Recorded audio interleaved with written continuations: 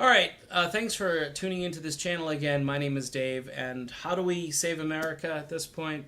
Well, support Tulsi Gabbard for president, and that's how we do it. Tulsi Gabbard yesterday proved to me that she's the smartest presidential candidate in a couple of ways. Number one, the way she interacts with people. I spent a long time watching some of her earlier campaign events in New Hampshire. I've spent a lot of time watching her interviews. Not only is she smart, she's diplomatic, and she understands people.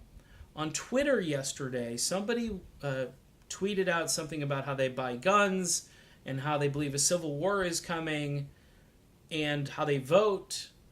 And Tulsi Gabbard, rather than just dismissing the guy or calling him a lunatic, basically said, well, and this is the same as the Russia narrative, too, that's been out there. Tulsi called the narrative out and said, hey, you guys are helping instigate a Cold War here. And we should be getting along with Russia. Trump said that early on. Of course, a lot of things have transpired. Now, I'm sure Trump is trying to look like he wants to go after Russia, and hence let's have a proxy war in Syria, right? So just because of the media, they're relentless. And Tulsi Gabbard called this out when she replied or retweeted this guy's tweet and said, hey, it's the puppet masters, it's the corporate slaves who are all ginning this stuff up where people believe that a civil war is coming, because where else can people go? Because they can't talk to one another, because everything has become like a game show atmosphere, and everything gets kind of shunted and blocked, and the serious issues aren't really discussed. And she actually has the foresight to hear somebody from a completely different perspective and not belittle them or dismiss them.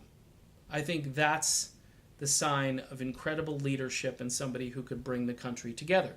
That person might not be convinced that they're going to vote for Tulsi Gabbard. But Tulsi didn't say, well, you're the problem, go away.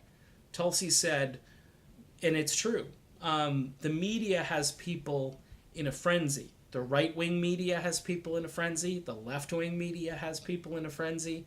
And the neocon media, they're the ones that we're all supposed to stop and bow to, whether it's Fox or MSNBC. They're really just different degrees of the same thing. Like Fox will cater to the right of center people like myself, which I don't watch much of Fox, an occasional video here. Same with MSNBC, they cater to the people that are kind of on the center and the left. But they all believe in the war machine. Bottom line, they all think the war machine is great. And the best moment of President Trump's administration is when he lobbed those missiles at Syria. And you had Lion Brian Williams reciting some poetry as the rockets went up, and he's doing some sort of poem about our wonderful military hardware. How many millions of dollars? I think they did do like how many millions were dropped on Syria, and apparently it missed the target on top of it. A lot of people forget that strike was just a complete, it was just symbolic. Meant nothing, did nothing, but it made us look like, hey, we're at our best when we're launching missiles. Tulsi Gabbard is the smartest presidential candidate running. She's smarter than anybody else who's in this race, including Donald Trump. Donald Trump, he's exhausted his skill set. I mean, he was a businessman. He made big deals. He's tried to use that whole negotiating thing here in the presidency. He's done some good things. Ask Van Jones. He did, the prison reform and the criminal justice reform, and I think those are really good things. I think the economy is doing well.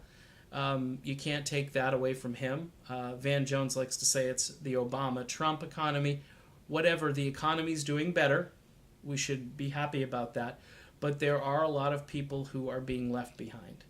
And Tulsi Gabbard, again, rather than being the candidate who's going to divide more people, she's going to unite people, which is smart. I don't see anybody else doing that on the Democrat side. Trump, we know where he is. We know what he's going to do. He does have Democrats over there because there are a lot of Democrats that went there because they wanted jobs. They wanted their old jobs back, whether it's the economies that went away, like the coal industry or whatever. We do have to look ahead because coal isn't the solution to all our energy problems, obviously. And according to some folks, all the groundwater near coal-fired plants, it gets messed up and there's not much you can do about it. So you have to look to the future, and I think Tulsi Gabbard knows that. I think she's smart about incremental change, and I think she understands her constituents.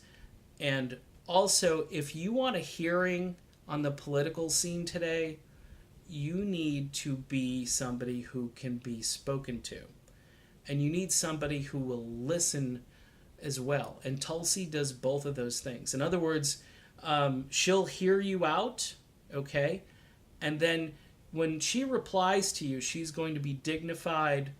She'll be firm and direct and all that, but the difference is she comes off as being far more compassionate in her response without being a wimp about it. She is firm on her convictions, and that's what makes her, I think, the best candidate.